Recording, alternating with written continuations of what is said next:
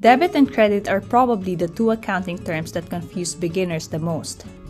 A lot of people try memorizing random rules and end up feeling overwhelmed. But there's actually a very simple trick called dealer that makes debit and credit much easier to understand and remember. And in this video, I'll show you exactly how it works step by step using simple examples. By the end, debit and credit should feel much more logical instead of confusing. But before we get to that dealer trick, let's first fix one major misunderstanding beginners usually have. One of the biggest misconceptions is that debit always means increase, and credit always means decrease. That's not actually true. Debit simply means the left side of an account, and credit is the right side of an account. Whether something increases or decreases depends on the type of account. Well, this is the confusing part. And once you understand account types, debit and credit becomes much easier. Now, let's connect this idea to the accounting equation. Every accounting transaction connects back to this equation. Assets are on the left side. Liabilities and equity are on the right side. And this helps explain why different accounts react differently to debits and credits. Assets naturally increase on the debit side, while liabilities and equity naturally increase on the credit side. So now let's reveal the shortcut that makes debit and credit much easier to remember. Dealer. The first three letters stands for drawings, expenses, and assets. This increase with debits. The last three stands for liabilities, equity, and revenue. This increase with credits. So instead of trying to memorize lots of separate rules, you can organize accounts into two simple teams, the debit team and the credit team. And one more important rule before we move to examples. In accounting, total debits must always equal total credits. Every transaction must stay balanced. Now, let's see how that works in real examples. Let's say on January 1, Alex starts a consulting business and invests $10,000 cash.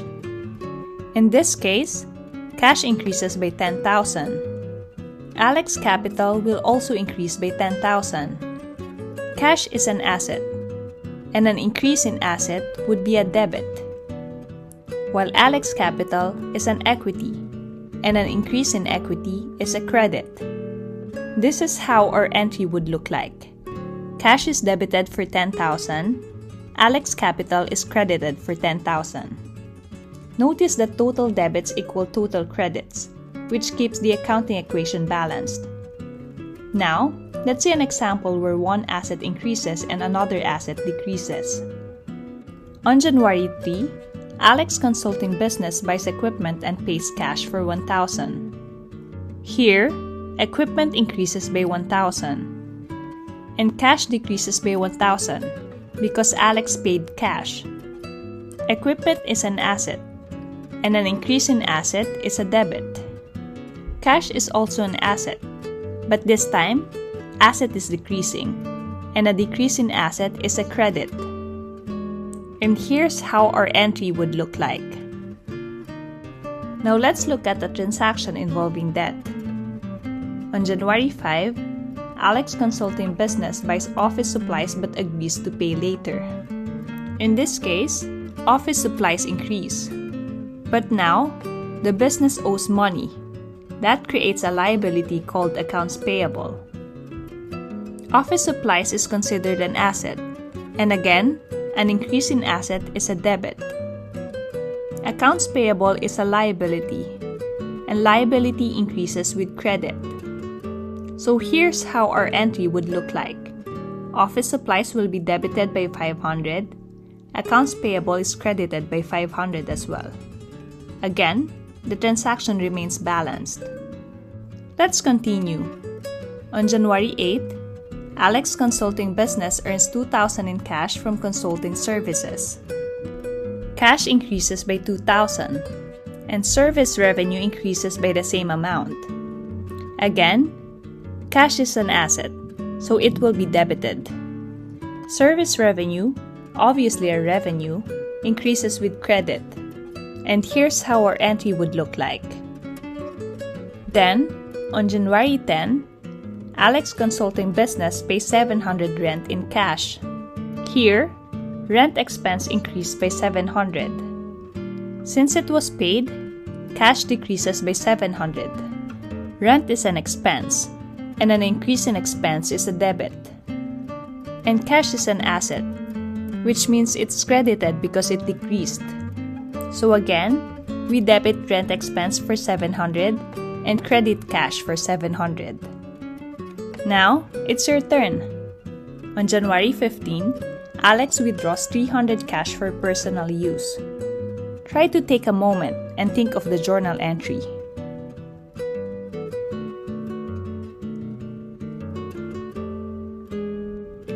Alex is withdrawing money from the business for personal use.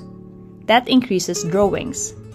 Drawings belongs to the debit team in dealer, so it is debited. Cash decreases, so cash is credited. So here's our entry. Debit of 300 to Alex drawings and credit of 300 to cash. If you got this correct, you're already starting to think like an accountant. Let's quickly recap what we learned. Debit is the left side, and credit is the right side. Dealer is a simple trick to remember debits and credits. Drawings, assets, and expenses increase with debits.